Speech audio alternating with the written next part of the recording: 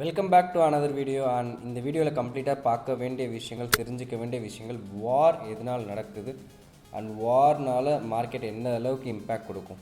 So இந்த விஷயம் மார்க்கெட்டில் ஒரு ட்ரேடரோ, ஒரு இன்வெஸ்டர்ஸோ, ஒரு domestic institutional activities or foreign institutional activities கம்ப்ளீட்டாக அண்டர்ஸ்டாண்ட் பண்ணுற ஒரு பேசிக் திங், ஒரு வார் ஆக்சுவலாக நடந்துக்கிட்டு இருக்குது. அந்த வார்னால் மார்க்கெட்டில் நடக்கிற இம்பேக்ட் என்னவா இருக்கும்?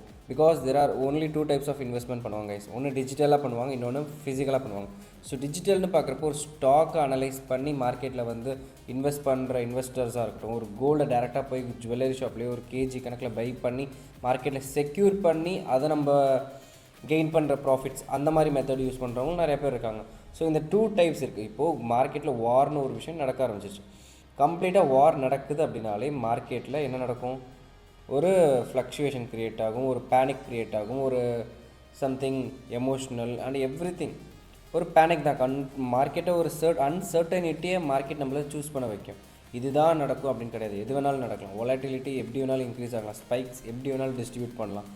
பையர்ஸோ செல்லர்ஸோ மார்க்கெட்டில் டிஸ்ட்ரிபியூட் பண்ணுறதுக்கு முன் வராமல் மார்க்கெட் அன்ஸ்டேபிளான ஒரு வேல்யூவை க்ரியேட் பண்ணலாம், ஸோ சேஞ்ச் பண்ணலாம். ஸோ இதெல்லாம் நிறையா இருக்குது. இது நம்மளுக்கு கம்ப்ளீட்டாக தெரிஞ்சிக்க வேண்டிய விஷயம். இந்த டியூரிங் அன்சர்டனிட்டியில் இன்வெஸ்டர்ஸ் வந்து கம்ப்ளீட்டாக எதுக்கு மூவ் ஆன் ஆவாங்கன்னா ஒரு சேஃபர் சைடுக்கு தான் மூவ் ஆன் ஆவாங்க. ஒரு நார்மலாக யோசிச்சு பாருங்களேன், ஒரு இவ்வளோ ரிஸ்க்கான இஸ்ரேல், ஈரான் அண்ட் யூஎஸோட மூணு கண்ட்ரீஸோட வார்மே நடந்துக்கிட்டு இருக்குது. இந்த ரெண்டு கண்ட்ரி வந்து ஒரு கண்ட்ரி சேர்ந்து அட்டாக் பண்ணுறதா இருக்கட்டும், எவ்ரி திங். ஸோ இந்த பர்டிகுலர் ரீசனில் மார்க்கெட்டில் எல்லாருமே என்ன பண்ணுவாங்கன்னா, எல்லாருமே ஒரு அன்சர்டனிட்டி க்ரியேட் ஆகுது. ஸோ இப்போ இந்த அன்சர்டனிட்டி க்ரியேட் ஆகிறப்ப எல்லாருமே மூவ் டுவார்ட்ஸ் ஒரு சேஃபர் சைடு தானே. ஒரு சேஃபர் சைடு தான் மூவ் பண்ணுவாங்க. ஒரு கேபிட்டலோ சம்திங் வச்சுருக்கதை இன்வெஸ்ட் பண்ணணும் அப்படின்னா move towards safer side. So safer சைடுன்னு குறிப்பிட்ட விஷயம் பார்க்குறப்போ நம்மளுக்கு ஆக்சுவலாக தெரிய வருதுன்னா கோல்டில் ஒரு சேஃபர் சைடு இருக்குது. இதே நம்மளுக்கு ஒரு டிஜிட்டல்னு வச்சுக்கோங்களேன். டிஜிட்டல் மார்க்கெட்டில் கிராஷ் ஆகிறதுக்கு அதிகபட்சமான வாய்ப்பு இருக்குது. அதிகமாகவே கிராஷ் தான் ஆகும். பட் ஈவன் தோ கோல்டு வந்து கிராஷ் ஆகாதில்ல. இன்றைக்கி நம்ம கையில் வாங்கி வைக்கிறோம் அப்படின்னா இது மேலே போனிச்சுன்னா விற்கிறோம், இதை கீழே இருந்துச்சுன்னா செல் பண்ணுறோம். பட் அப்படி கிடையாது. ஸ்டாக்ஸ் எல்லாமே மார்க்கெட் வைஸ் ரியாக்ஷன்ஸ், ஹியூஜான இம்பேக்ட் நடக்கிறதுக்கு பாசிபிலிட்டிஸ் இருக்குது. ஸோ மக்கள் எல்லாருமே ஆட்டோமேட்டிக்காக move towards physical activities. So இந்த மாதிரி தருணத்தில் கோல்டை வாங்குறப்ப மார்க்கெட் ஆட்டோமேட்டிக்காக என்ன ஆகும்னா டிமாண்டை க்ரியேட் பண்ணும். கோல்டில் டிமாண்டை க்ரியேட் பண்ணுறப்ப கோல்டோட ப்ரைஸ் ஆட்டோமேட்டிக்கலி ஸ்பைக் ஆகும். ஸ்பைக் டுவார்ட்ஸ் ரேலி மீன்ஸ் ஒரு அப்சைட் டைரக்ஷனில் கோல்டு நார்மலாகவே மூவ் ஆகும். யூஎஸ்டி பேரா இருக்கும். யூஎஸ்டி கம்ப்ளீட்டாக ஃபால் ஆகுறதும் ரைஸ் ஆகுறதும் பேஸ்ட் ஆன் யூஎஸோட கண்ட்ரியோட வெல்த்தை பொறுத்து அண்ட் பவரை பொறுத்து தான். இப்போ யூஎஸ் அண்ட் ஈரான் வந்து அட்டாக் நடந்துக்கிட்டு இருக்குது. இப்போ கரண்ட்லி அட்டாக் போயிட்டுருக்கு. இந்த இடத்துல எல்லாருமே க்ரூட் ஆயில் தான் மேஜராக பார்ப்பாங்க. மேஜராக அஃபெக்ட் ஆகுறது ஆக்சுவலாக க்ரூட் ஆயில் மூலிமா பெட்ரோல், டீசல் எல்லாமே இம்பேக்ட் ஆகும் ஆப்வியஸ்லி. பட் மோஸ்ட் ப்ராபப்ளி தெரிஞ்சுக்க வேண்டிய விஷயம், கோல்டுன்னு ஒரு பர்டிகுலர் மெட்டல், அதை ஃபாலோ பண்ணி இருக்கிற சில்வர் கம்ப்ளீட்டாக ரைஸ் ஆகும் கைஸ். ஒன்லி ரீசன், மக்கள் நிறைய பேர் பை பண்ண ஆரம்பிப்பாங்க. எவ்வளோ ரிஸ்க் ஃபேக்டர்ஸ் இருந்தாலுமே நம்மளுக்கு மக்கள் இந்த இடத்துல சேஃபர் சைடுக்கு போகிறப்போ கம்ப்ளீட்டாக பை பண்ண தான் பார்ப்பாங்க. இட்ஸ் கேபிட்டல் ப்ரொடெக்ஷன் ஸ்ட்ராட்டஜினே சொல்லலாம். It's a capital protection strategy. when uncertainty rises, gold demand rises. கிளியராக ஆக்சுவலி ஒரு நியூஸ் வந்து கிளியராக பப்ளிஷ் பண்ணியிருக்காங்க. when uncertainty rises, gold automatically rises.